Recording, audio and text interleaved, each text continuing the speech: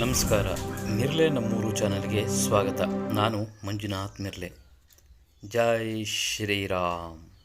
ಸ್ನೇಹಿತರೆ, ಇವತ್ತು ಶ್ರೀರಾಮನ ತಾರಕ ಮಂತ್ರದ ಬಗ್ಗೆ ತಿಳಿಯೋಣ ಬನ್ನಿ. ಮೊದಲನೆಯದಾಗಿ ಹೇಳಬೇಕಾದರೆ, ಶ್ರೀರಾಮನ ನೆನೆಯದವರೇ ಇಲ್ಲ, ಶ್ರೀರಾಮನ ಜಪವನ್ನು ಮಾಡದವರಿಲ್ಲ, ಶ್ರೀರಾಮನ ಸ್ತೋತ್ರವನ್ನು ಪಠಿಸಿದವರಿಲ್ಲ. ಪ್ರಾಣಿ ಸಂಕುಲಗಳಾಗಲಿ, ಇಡೀ ಬ್ರಹ್ಮಾಂಡವೇ ಆಗಲಿ, ಪ್ರತಿಯೊಬ್ಬರೂ ಕೂಡ ಯಾವುದಾದರೂ ಒಂದು ರೂಪದಲ್ಲಿ ಶ್ರೀರಾಮನಾಮವನ್ನು ಜಪಿಸುತ್ತಾರೆ, ಶ್ರೀರಾಮನನ್ನು ನೆನೆಯುತ್ತಾರೆ ಕೂಡ.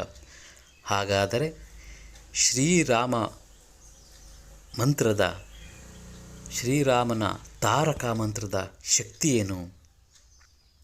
ಅದರಿಂದ ಹೇಗೆ ಒಳಿತಾಗುತ್ತದೆ? ಆ ತಾರಕ ಮಂತ್ರವನ್ನು ಉಪದೇಶಿಸಿದವರು ಯಾರು, ಯಾರಿಗೆ ಎಂಬುದರ ಸಂಪೂರ್ಣ ಮಾಹಿತಿಯನ್ನು ನಿಮಗೆ ಕೊಡ್ತೀನಿ ಸ್ನೇಹಿತರೆ. ತಾರಕ ಮಂತ್ರಗಳಿಗೆ ಮಾತ್ರ ನೀವು ಓಂ ಎಂಬುದನ್ನು ಮತ್ತೆ ಹೇಳಬೇಕಾದ ಅವಶ್ಯಕತೆ ಇಲ್ಲ.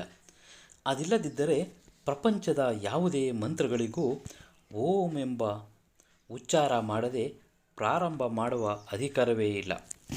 ಅತ್ಯಂತ ಪರಮ ಪವಿತ್ರವಾದ ಈ ಮಂತ್ರ ಜಗತ್ತಿಗೆ ಎಲ್ಲವನ್ನೂ ಕೊಡುವ ಪರಮಶಿವನಿಂದ ತನ್ನ ಮಹಾಸತಿ ಪಾರ್ವತಿಗೆ ಉಪದೇಶಿಸಲ್ಪಟ್ಟ ಮಂತ್ರ. ವಿಷ್ಣು ಸಹಸ್ರನಾಮದಲ್ಲಿ ನಮ್ಮ ರಾಮನಾಮದ ಮಹಿಮೆ ಬರುತ್ತದೆ. ನಾರಾಯಣನ ಹೆಸರನ್ನು ಒಮ್ಮೆ ಜಪಿಸುವುದರಿಂದ ಜನ್ಮಾಂತರದ ಪಾಪಗಳು ಕರಗಿ ಹೋಗುತ್ತವೆ. ಅಂತಹ ನಾರಾಯಣನ ನಾಮವನ್ನು 1,000 ಬಾರಿ ಜಪಿಸಿದ ಪುಣ್ಯ ರಾಮನಾಮವನ್ನು ಒಮ್ಮೆ ಕೇವಲ 1 ಸಾರಿ ಜಪಿಸುವುದರಿಂದ ಬರುತ್ತದೆ ಎಂದರೆ, ಈ ತಾರಕ ಮಂತ್ರಕ್ಕೆ, ಶ್ರೀರಾಮನ ತಾರಕ ಮಂತ್ರಕ್ಕೆ ಎಷ್ಟು ಶಕ್ತಿ ಇದೆ ಎಂಬುದನ್ನು ತಿಳಿಯಬೇಕು. ರಾಮನ ನಾಮನ ಇಚ್ಛೆ ಆಗುವುದಿದ್ದರೆ ಅದಕ್ಕೆ ಇನ್ನೂ ಒಂದು ಕಾರಣ. ಯಾರು, ಎಲ್ಲಿ, ಹೇಗೆ ಬೇಕಾದರೂ ಈ ಮಂತ್ರವನ್ನು ಹೇಳಬಹುದು. ಒಂದು ಮಂತ್ರ ಎಂದಿದ್ದರೆ ಅದು ಶ್ರೀರಾಮ ತಾರಕ ಮಂತ್ರ. ಆ ಮಂತ್ರ ಯಾವುದು? ತಾರಕ ಮಂತ್ರಗಳು ಇರುವುದು 2 ಮಾತ್ರ. ಒಂದು ಓಂ ಎಂಬ ಮಂತ್ರ, ಮತ್ತೊಂದು ಶ್ರೀರಾಮನ ತಾರಕ ಮಂತ್ರ.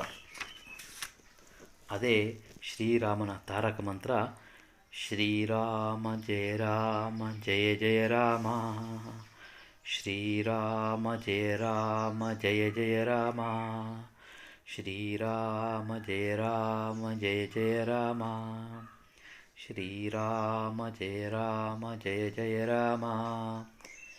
ಈ ಮಂತ್ರವನ್ನು ಪ್ರತಿಯೊಬ್ಬರೂ ಹೇಳುವುದರಿಂದ ಸಕಲವೂ ಒಳಿತಾಗುತ್ತದೆ. ನೀವು ಅಂದುಕೊಂಡ ಕೆಲಸ ಕಾರ್ಯಗಳು ಕೂಡ ನೆರವೇರುತ್ತವೆ.